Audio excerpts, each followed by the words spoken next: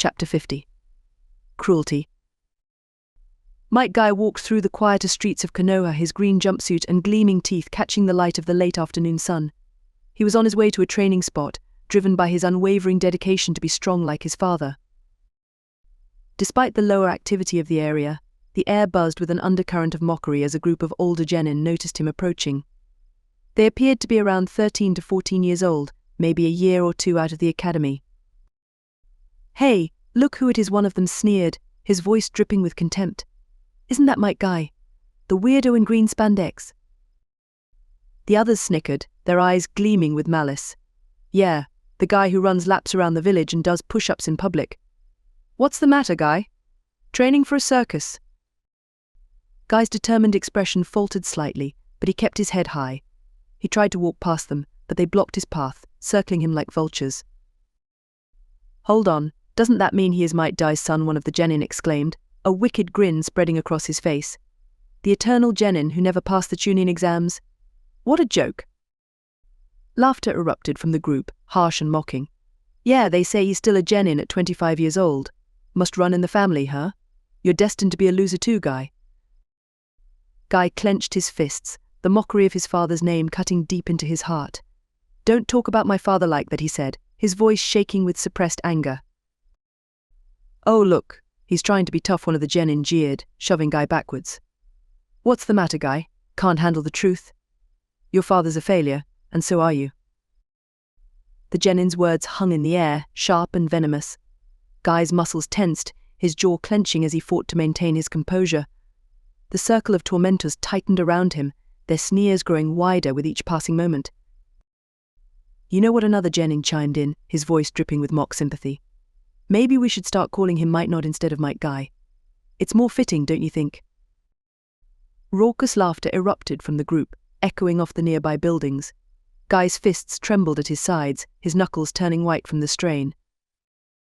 "Or how about Might Never?" a particularly nasty-looking genin suggested, elbowing his friend. "As in, might never become a genin, might never amount to anything, might never escape his loser father's shadow." Guy's resolve wavered, the weight of their words threatening to crush his spirit. He took a deep breath, trying to center himself, but the onslaught continued. "Hey, Guy," one of them called out, feigning curiosity. "Is it true that your dad wears that ridiculous green jumpsuit too, or is that just your special brand of weird?" Another genin jumped in, his voice filled with mock concern. "Maybe it's a genetic defect." The group howled with laughter, slapping each other on the back, as if they'd just heard the funniest joke in the world. Guy's breathing became ragged, his chest heaving with the effort of restraining himself. Guy's voice came out low and dangerous. "Stop it. You don't know anything about my father or me."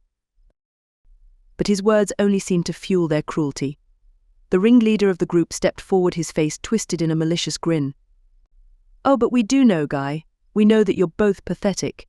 Your father couldn't even pass a simple exam, and you're going to be following in his footsteps, aren't you?" "Yeah," another chimed in.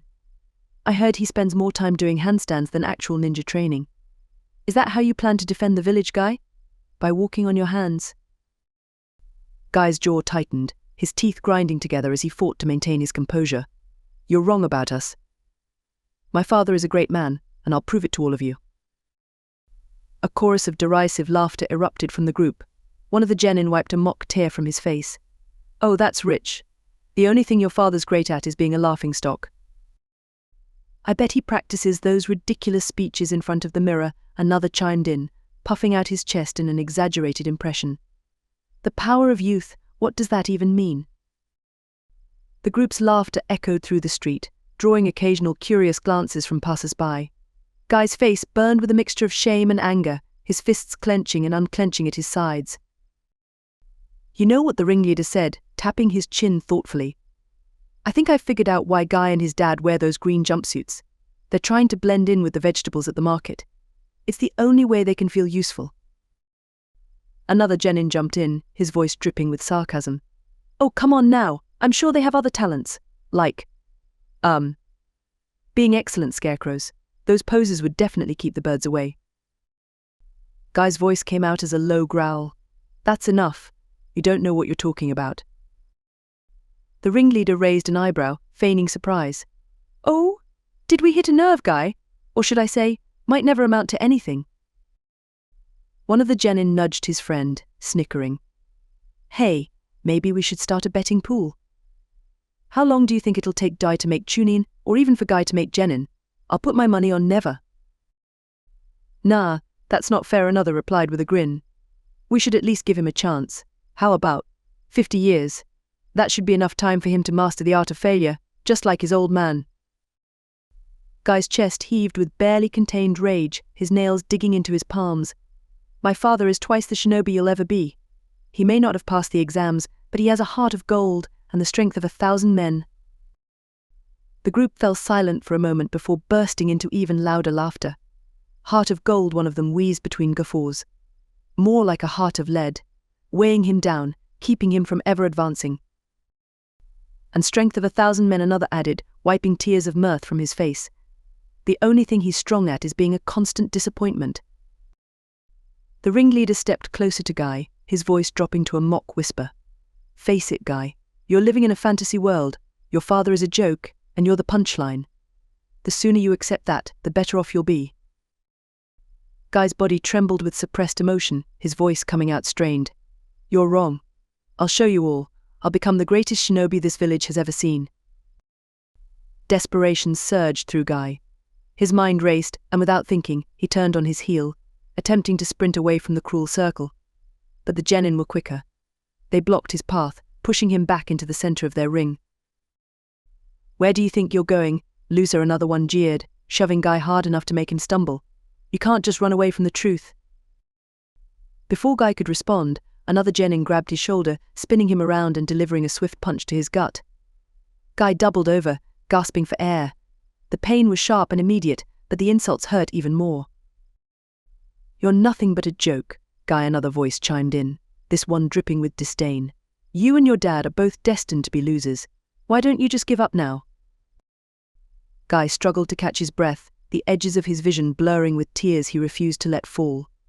I'll never give up, he whispered, but the words felt hollow even to him. Another genin stepped closer, his voice low and menacing. Listen here, you little freak. No amount of hard work is going to change the fact that you're a talentless loser. Just like your old man. The mocking words echoed in Guy's mind, and he could no longer contain his rage. Take that back, he shouted, lunging at the nearest genin with a punch. But his inexperience and youthful anger betrayed him. The older genin retaliated swiftly. One grabbed Guy by the arm and twisted it behind his back, while another landed a hard punch to his stomach. Guy gasped, doubling over again in pain. The others joined in, their kicks and punches raining down on him with brutal efficiency. The beating lasted minutes and was relentless, and Guy was seen on the ground, both unconscious and bleeding.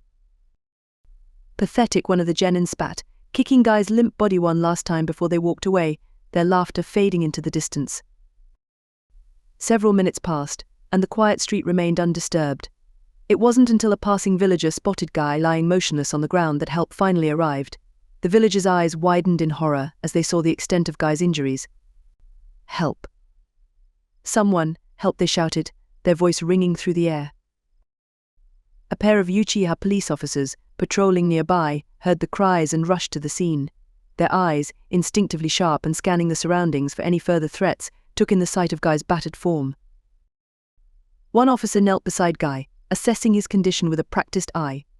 Blood trickled from multiple wounds, and his limbs appeared twisted in unnatural angles, clear signs of severe trauma.